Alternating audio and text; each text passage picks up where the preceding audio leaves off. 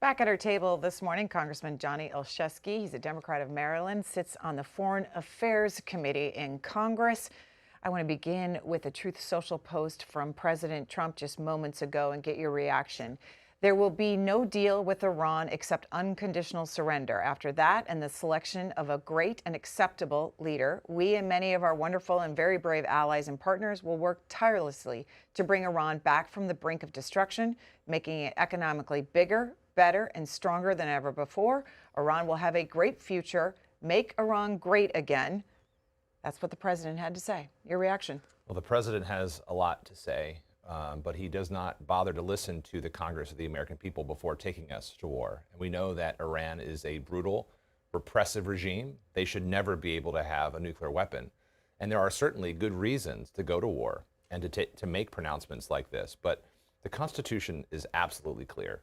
The president must come to Congress for war, and make no mistake, we are absolutely at war. We've already lost the lives of American service members. This is going to cost billions and billions of dollars. It will be protracted. The president hasn't ruled out boots on the ground. And so I share the concerns about the Iranian regime. I voted for the resolution just yesterday, calling them the largest state sponsor of terror, denouncing their activities. And there might have been reasons to go to war. The president's had ample opportunity. There was no imminent threat. He had every opportunity to. I still think he should before committing our livelihoods and the lives of our service members to this conflict. What happened with the vote in the War Powers resolution in the House? It was largely a party line vote that failed, unfortunately. And I think whether or not you agree ultimately with the decision and the justification, which again, I think the president has an obligation to present to the Congress and the American people, that Congress should assert its authority to say the president must receive that permission. If we go after every bad regime in the world, we'd be at war with Russia. We'd be potentially at war with China. And so, again, I'm happy to see the Ayatollah removed from power. I'm happy to see many of the other brutal leaders of that country no longer in position. But this is really risking American well-being, safety. And the president has articulated no clear plan, nor has his administration in classified or in public settings, what the strategy is, what are the outcomes, what does victory actually look like, what comes next. We very well may leave Iran in a worse situation in terms of turmoil and not knowing who comes after. And we want to have self-determination and democratic reforms in that country, but it's deeply concerning anytime the president says, let's go to war, but having no plan on the back end of that war. What did the War Powers resolutions say? It basically would require, as most of these resolutions, that the president must seek authority to conduct military operations in Iran. It would have required him to stop without that authorization. And again, I would be open to the idea of having the president come and getting an authorized use of military force in Iran.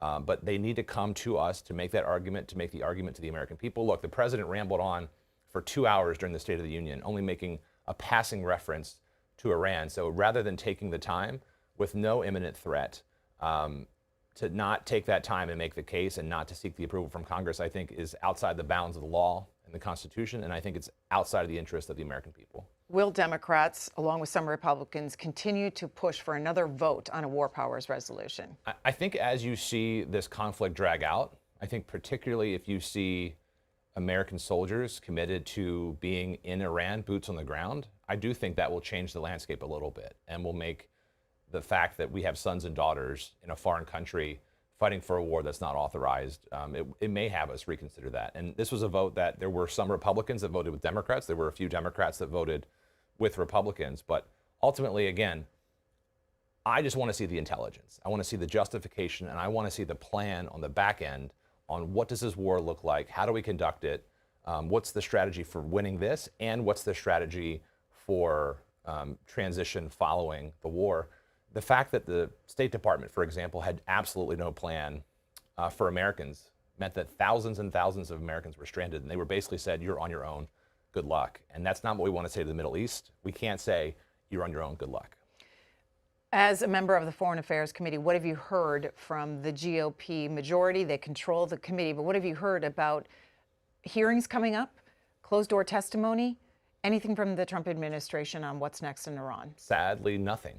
We have neither plans for open committee hearings nor closed-door hearings with those responsible for conducting this war with Iran. And I think that is really unfortunate, not just for Congress and our co-equal role, but also for the American people, because we're spending billions of dollars, we're risking American lives, and I think that we deserve to have some insight and accountability as to not only how the war is being conducted, but what comes afterwards. As the minority, what can you do to pressure the administration? Well, we keep calling for it. We had a hearing in Foreign Affairs yesterday where we pointed out there was no one really, no Witkoff, no Kushner, no one actually responsible for issues related to the war, related to Middle East, coming before Foreign Affairs. We haven't had any of them come this entire year that we've been in Congress. And so I think the average American can say, look, we are at war. There is no reason why administration officials can't come before Congress and at least answer questions both to the public and behind closed doors so that we are getting this right. I want to be supportive. The men and women of our military are doing incredible work. But this is a situation where it feels like, as he's done before, President Trump is asking for a blind trust that he hasn't earned and proceeding with whatever he thinks is right without actually engaging in that dialogue as he's required to by the Constitution.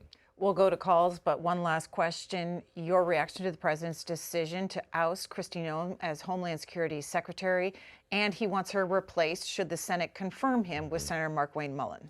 Yeah, look, Secretary Noem presided over a lawless agency.